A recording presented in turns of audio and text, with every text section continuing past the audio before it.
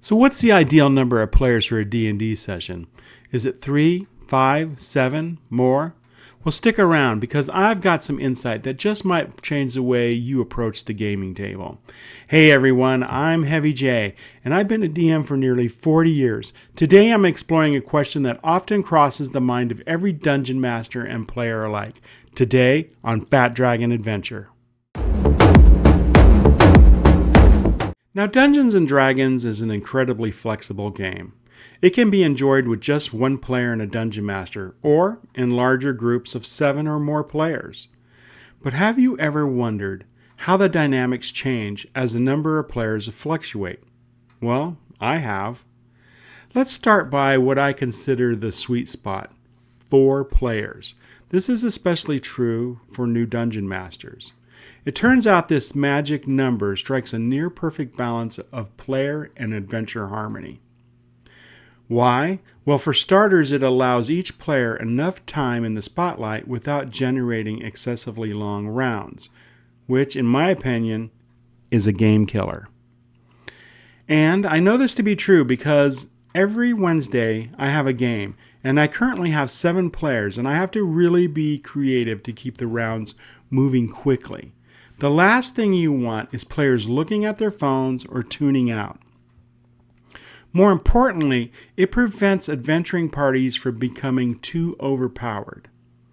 As you add characters to the group, their synergy increases exponentially, making it harder to challenge large groups. Your deadly battles might turn into trivial encounters. With 4 players, you can ensure that every essential role is covered. The tank, the healer, the spellcaster, the rogue. Hey, the gang's all here. It's like assembling the Fantastic Four for your world. But what if you don't have 4 players? Well, fellow Dragon Riders, fear not. Running the game with fewer than 4 players is not only possible, but it's incredibly fun too. I know, I've DM'd some games that way. One-on-one games are a unique style that brings an intimate, focused experience. Even with 3 or 4 players, the game can be a blast. Just be cautious with combat though, as the risk factors with fewer characters really increases a lot. To offset this, consider letting the players run sidekick characters. Whether it's from Tasha's Cauldron of Everything, the D&D Essentials Kit, or a simplified character, sidekicks can be really a game changer. I think by providing the players with an opportunity to control additional characters, the Dungeon Master can mitigate the risk associated with smaller parties and enhance the overall gaming experience. At my table, we currently don't have somebody playing a cleric. So at times, I'll add an NPC to the adventure and then let one of the players run that NPC. It essentially gives them a sidekick to fill a gap. It's incredibly fun to add additional parties members. I know that my group really likes it when this happens. You know, whether it's a trusty ally, a skilled henchman, or even a magical companion, sidekicks can indeed be a real game changer, and it enriches your storytelling as well. Now, what if your group expands beyond the Fantastic Four? Well, things will really start to get interesting at this point.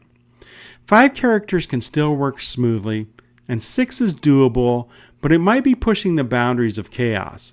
So this is best left for experienced DMs. With a group this size, I can see more teaming up and working together to coordinate actions, such as one character throwing a bag of dust of sneezing and choking while another player shoots an arrow to explode the bag, which really happened in one of my games.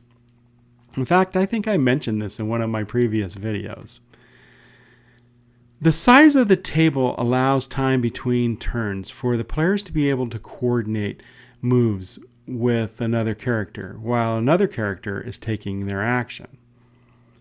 But my friends, 7 and above is madness. And I say this with certainty because, again, I currently have 7 players at my table in my Wednesday night game. And this is kind of what prompted me in doing this video and talking about this subject. So if your roster starts to grow beyond 7, consider splitting it into groups or trying out a West March style game. For those of you that don't know, In a West March style game, players take on the role of explorers and decide on their own quest and their own destinations. You, as a DM, will respond to the player's choices and create content accordingly, focusing on the areas of the world that your players want to explore. If this is something that you guys would like to hear more about, how West March games work, just let me know. I'd be happy to make a video on this playstyle. Just let me know in the comments below. Also keep in mind that most published adventures out there will not work with large groups either. In fact, the Dungeon Master Guide in the Running the Game section hints at 3 to 5 players when designing encounters. So if you're planning on running the Curse of Strahd or the Candlekeep Mysteries, it's more than likely to fall apart with 7 or more players. Now let me give you guys an extreme example of something that I was told about. I have 2 daughters. Both of them joined the D&D club when they started high school. When one of my daughters showed up there to the club, there was 1 DM and there was 25 players. This was terrible because it took an hour to complete 1 turn. But a lot of times when she came to the club, nothing happened at all because it was just pure madness. It was just chaos. So, as you can imagine, after a short while, the group or the club completely fell apart. Now, my other daughter had a similar thing happen when she joined the D&D club when she first started high school. There was literally 1 dungeon master and 25 players. However, in this situation, the dungeon master was a lot smarter. He broke the group up into manageable parties, and then he got other players to volunteer to become dungeon masters.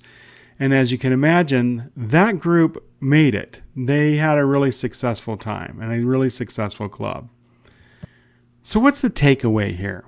While the perfect group of 4 players isn't always possible, keep that number in mind as you build your roster and you plan your regular games. With the right number of players at the table, your stories that you create will be nothing short of epic. If you enjoyed this video, don't forget to like, subscribe, and hit the notification bell so you never miss the next episode. Until then, ride that fat dragon.